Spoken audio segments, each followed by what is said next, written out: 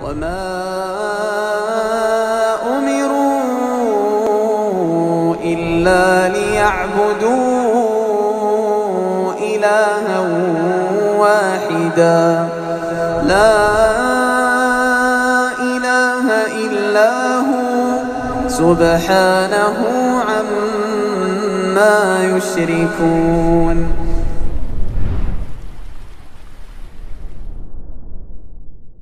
Bismillahirrahmanirrahim. Alhamdulillahirabbil alamin wassalatu wassalamu ala nabiyyina nabiyil marhamah wa ala alihi wa sahbihi wa man ihtada bihadih.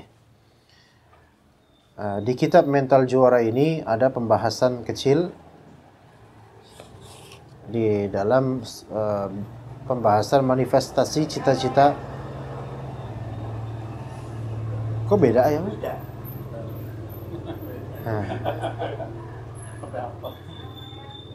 Ini zaujah namanya. Ini zaujah. Anda nggak tahu dia mutallaqah atau enggak? Anda nggak tahu. Manifestasi cita-cita dan mentalitas yang rendah. Di antara bentuk cita-cita dan mental yang rendah adalah nomor 2, malas berdakwah dan malas mengajak orang lain ke jalan Allah. Hati-hati. Tidak ada niatan untuk berdakwah. Tidak ada niatan kepingin mengajak orang itu ke Islam, mengajak orang itu ke sunnah, mengajak orang itu ke jalan Allah. Nggak ada keinginan itu. Na'udzubillah min dzalik. Maka seorang talib hendaknya dia punya spirit dan semangat untuk berdakwah semampu dia, sebisa dia. Dan adalah keinginan untuk mengajak orang yang dimampu untuk diajak ke jalan Allah, terutama keluarga atau orang dekat. Ini termasuk bentuk rendahnya mentalitas yang paling mencolok. Sebab banyak kaum muslimin yang malas berdakwah atau mengajak ke jalan Allah. Padahal dia memiliki wawasan dan keterampilan dalam berkomunikasi. Ya, wawasan banyak. Terampil dalam komunikasi ya, dia bagus. Tahadusnya bagus. Dia bagus dalam berucap. Padahal itu keterampilan tersebut dan wawasan itu memungkinkannya memberikan manfaat kepada umat. Memberikan pengaruh kepada manusia bisa. Dan menyampaikan kebaikan ke dalam hati mereka, itu bisa. Minimal keluarga dulu deh. Ibu sendiri misalnya. Orang tua sendiri, atau adik, atau kakak. Baik di forum keluarga, melalui WhatsApp, di grup WhatsApp, ataupun langsung ngobrol sama mereka. Minimal misalnya ngajak sholat. Ayo sholat yuk, sholat ke masjid yuk. Itu termasuk mengajak orang ke jalan Allah. Coba kayak gitu. Jangan masuk surga sendiri. Karena kalau cuma mau masuk surga sendiri, dikhawatirkan diharamkan dari surga. Bukankah suami yang dayuth itu akan mendapatkan akibatnya di akhirat? Apa dayuth? Gak pedulian dengan istri. Istri mau gimana? Gak dinasihatin istrinya. Karena apa? Malas berdakwah. Malas mengajak istri ke jalan Allah. Bahaya ini. Pengen sholat sendiri, malah justru diharamkan nanti takutnya dari surga. Betapa banyak orang yang menyeru ke jalan Allah dengan jiwa dan mentalitas yang rendah. Da'i dia, ngajar. Tapi jiwa dan mentalnya rendah. Ngajarnya itu karena formalitas belaka. Bukan karena pengen berdakwah. Bukan karena pengen ngajak orang menuju sunnah. Tetapi karena terpaksa, kayak saya LC, atau saya lulusan kampus agama, ya mau nggak mau saya harus apa? Ngajar. Supaya dapat penghasilan. Dan ngajarnya hanya formalitas karena keterpaksaan. Nggak ada keinginan betul-betul supaya peserta didiknya itu betul-betul terdidik menuju jalan Allah Ta'ala. Ya, yang seperti ini tentu nggak benar. Padahal opportunity itu ada terbuka buat dia. Kesempatan untuk menyeru ke jalan Allah Subhanahu Wa Ta'ala. Sehingga dia pun mundur saat menghadapi hambatan dakwah. Baru ada terhambat, mundurnya cepat. Kenapa? Karena niatan berdakwahnya kurang. Niatan untuk menyeru kepada ke jalan Allah itu kurang. Maka ada hambatan sedikit, ya untuk apa saya merepotkan diri dengan hambatan ini? Udahlah, balik. Baik berupa ocehan atau celaan manusia. Kadang hambatan itu apa? Ini, omongan tetangga, omongan sebagian ikhwan. Bahkan omongan ustadz-ustadz lain. Maka seorang yang memang bersemangat itu, udahlah, perlu mengenyangkan diri dengan omongan manusia. Perlu mengenyangkan diri dengan omongan manusia dan perlu haus akan pahala. Lapar akan pahala. Jangan dibalik. Lapar akan komentar dan pujian manusia dan kenyang akan pahala. Ya gimana? Ini mah nyari perhatian. Gimana kalau misalnya dia lapar akan komentar dan pujian manusia? Berarti dia beramal supaya di-like dan dikomentari oleh manusia. Tapi kalau dia merasa kenyang juga dengan pahala, dengan amalan kenyang dia, maka dia akan berhenti beramal saleh dan ikhlas. Dan kalaupun dia beramal saleh, dia demi manusia. Na'udzubillah min dzalik. Maka hendaklah seorang dai atau pengajak orang yang ke jalan Allah, dia perlu apa? Dia perlu mengenyangkan diri dari omongan manusia. Karena ya itu ya, apa bahasa Arabnya? Dia merasa ghani akan kalamin nas. Yughni kalamun nas. Yughni minhu kalamun nas. Dia merasa cukup dengan omongan manusia. Enggak perlu dia banyak. Dia merasa, orang kalau merasa kenyang apa ikhwan? Orang kalau merasa kenyang, dia enggak perlu nambah. Begitu juga kita dalam berdakwah, merasa kenyang dengan omongan manusia, kita enggak perlu nyari omongan manusia tentang diri kita. Biarin mereka bicara apa, enggak perlu kita tanggapin, khalas. Kecuali kalau memang kita salah, ya. Tapi dan sekaligus kita juga haus atau lapar akan pahala Allah, dari kebaikan dari Allah Ta'ala. Sehingga dia pun mundur saat menghadapi kehambaran dakwah, baik berupa ocehan dan celaan manusia, keberpalingan mereka misalnya. Pada berpaling manusia, kita nasihati, abasa wa tawalla manusia itu. Aduh, ini susah nih. Udah habis itu akhirnya apa? Enggak mau dakwah lagi, enggak mau ngajak-ngajak lagi. Dan minimnya respon yang diberikan atas ajakannya. Misalnya di grup WhatsApp, ada namanya grup rihlah. Kita tulis jadwal, enggak ada yang respon. Udahlah. Lanjutin aja kajiannya. Lanjutin. Contohnya di grup rihlah mana itu? Jalur kajian. Yang baca hampir seluruh grup. Yang hadir min tab'id. Bukan ibtidaul ghayah, sedikit saja yang hadir. Wa qalilum min ibadiyas syakur. Tapi apakah dengan sedikitnya itu kemudian udahlah, kita enggak usah lanjutin ada kajian? Ya enggak. Harus ada hal yang dipikirkan karena manfaatnya lebih banyak misalnya. Lanjutin. Kamera ini wakaf. Laptop ini wakaf. Kalau kemudian kita stop kajian-kajian, kita berkhianat kepada wakaf.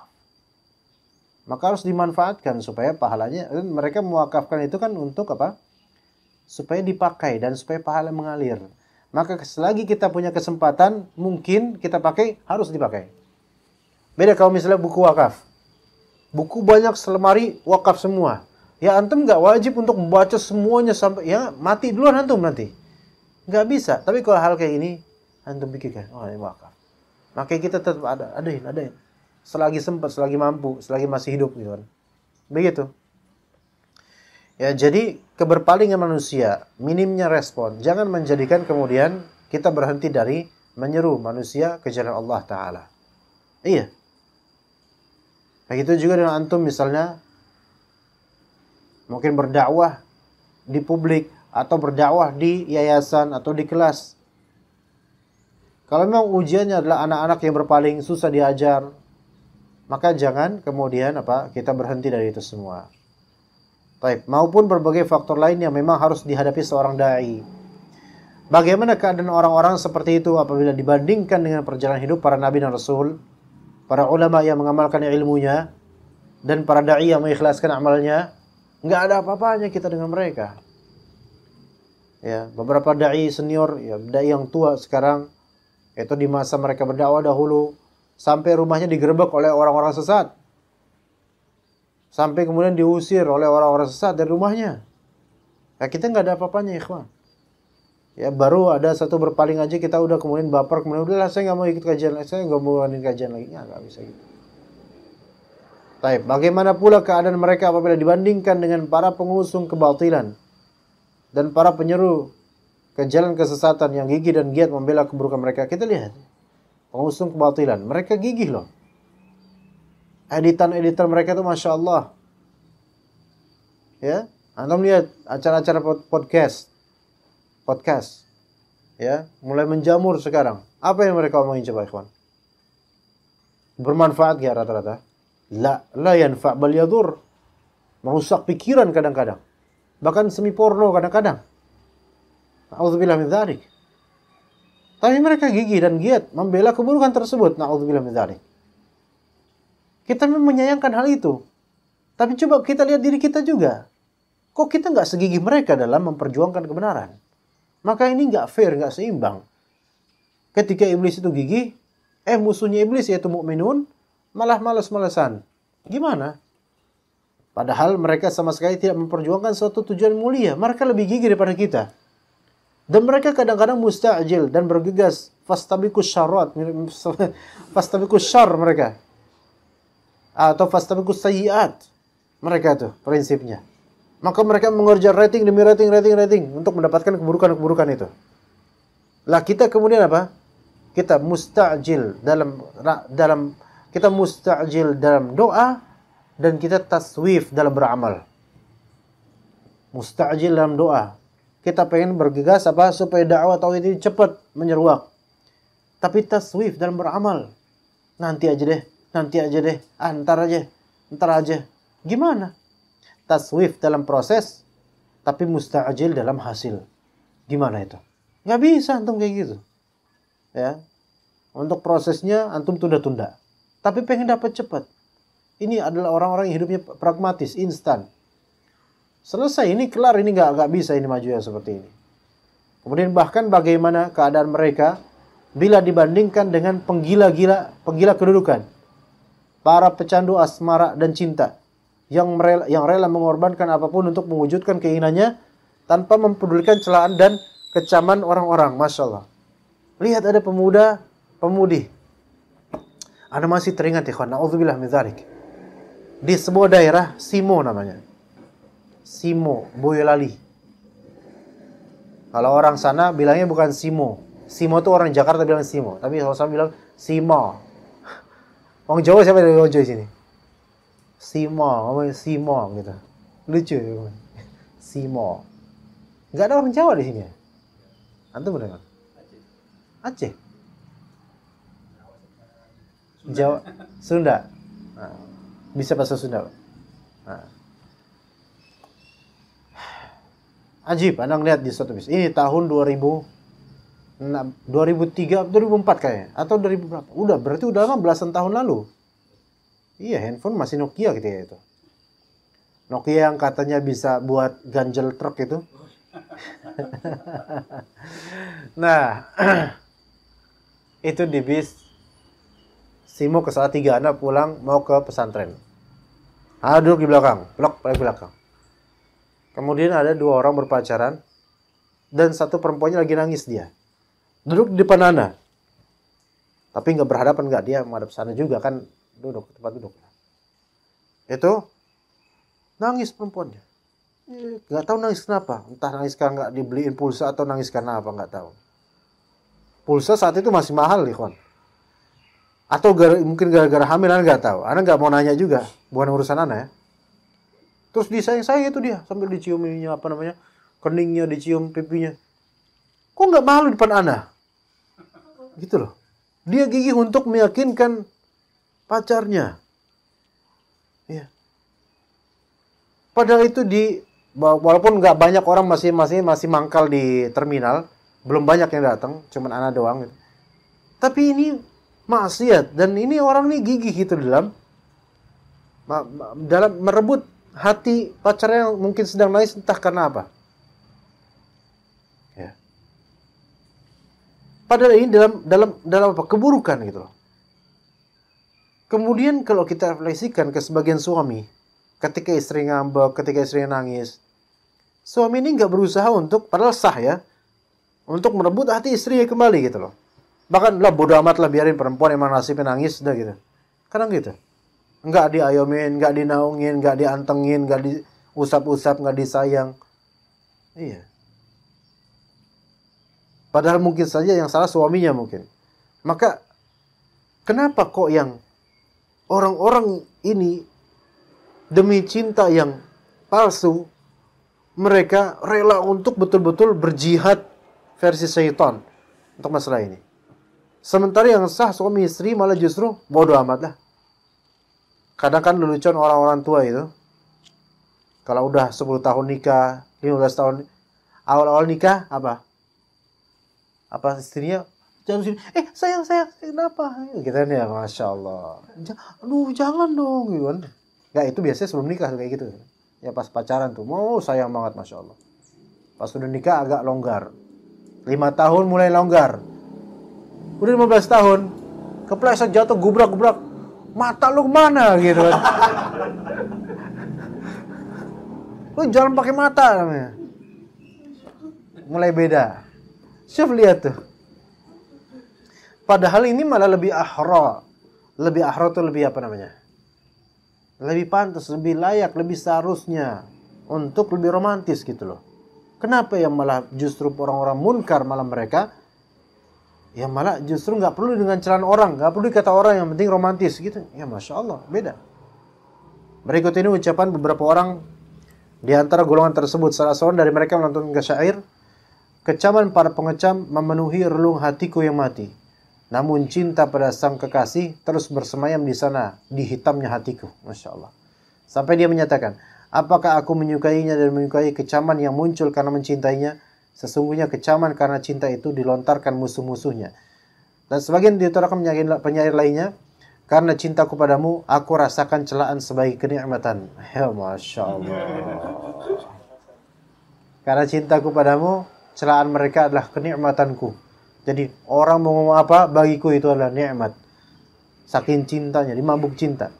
Silakan saja orang-orang itu mencelaku, karena suka menyebut namamu. Ya. Demi Allah, kata ini bukan syair.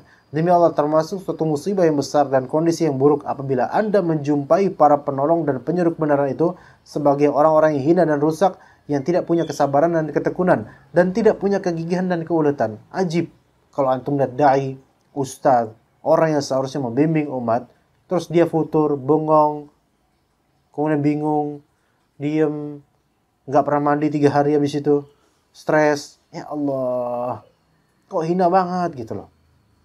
Sungguh malang mereka. Lupakah mereka bahwa sikap mencari aman itu berarti menyempelekan orang-orang mulia? Ataukah mereka tidak sadar bahwa tidak ada seorang pun yang dapat selamat dari gangguan dan kedengkian manusia? Jadi kalau baru didengki sedikit, diganggu sedikit, itu ya terusin aja. Makanya Anda mendengar kajiannya Ustaz Zainal Abidin suatu ketika di akhir sesi. Ya kalau misalnya dai itu baru diganggu sedikit oleh ucapan manusia, kemudian dia baper, kemudian mendingan dari awal nggak usah dakwah. Mendingan dari awal nggak usah dakwah. Dan ada salah satu dai juga di Facebook, dai sunnah, ustadz juga, bahkan lulusan Madinah. Bahkan lulusan Madinah. Kemudian suatu ketika dia nggak tahu mengambil futur, sampai kemudian dia mengupload fotonya di zaman purbakala dia dulu. Nggak pakai baju, rambutnya gimbal, ya kayak gimbal gini, dan nggak pakai baju, cuman segini ya, cuman kelihatan fotonya segini, sampai kayak gini. Artinya ini kayak orang yang sangat rendah sekali gitu loh. Apa ya? Kayak anak-anak muda yang sangat rendah sekali. Padahal dia lulusan Madinah. Dia juga ustaz. Dan beberapa videonya terupload di YouTube untuk masalah-masalah ilmiah. Tapi kemudian apakah saya harus jadi balik begini untuk menghindari tahdir dan omongan orang-orang? Dia bilang gitu dalam statusnya sambil mengupload foto seperti itu. Foto yang sangat hina buat dia. Foto yang sangat menghinakannya. Maka dia bilang, ini kok sampai kayak gini gitu loh. Entah ini memang mengupload ini karena cari perhatian atau memang dia futur. Artinya kalau misalnya baru dengar tahziran dari Ustaz Fulan, celaan dari Fulan, tidak dianggap sebagai orang sunnah, ya harusnya ngaca apakah benar omongan mereka. Kalau memang ternyata kita melanggar sunnah, ya udah introspeksi diri, terus lanjut dakwah. Tapi kalau misalnya ternyata apa yang mereka omong itu tidak ada pada kita, itu fitnah. Khalas, lanjut. Mudah. Kenyangkan kalbu kita dari omongan manusia. Laparkan hati kita dari apa? Dari rahmat Allah Subhanahu wa taala dan pahalanya. Ngapain kita nyari kayak ada yang seperti itu, ikhwan? Dai padahal lulus Madinah kayak gitu. Sampai kayak gitu. Ngapain kayak gitu? Ya nauzubillah min dzalik. Tak satu orang pun bisa lepas dari gangguan lawan. Kendati ia berusaha mengasingkan diri ke puncak gunung, tetap aja ada lawannya. Atau apakah menurut Anda mereka sudah tidak lagi memerlukan pahala besar yang ada di sisi Allah sebagai ganjaran atas dakwahnya, dan sudahkah mereka merasa aman dari azabnya begitu-begitu? Atau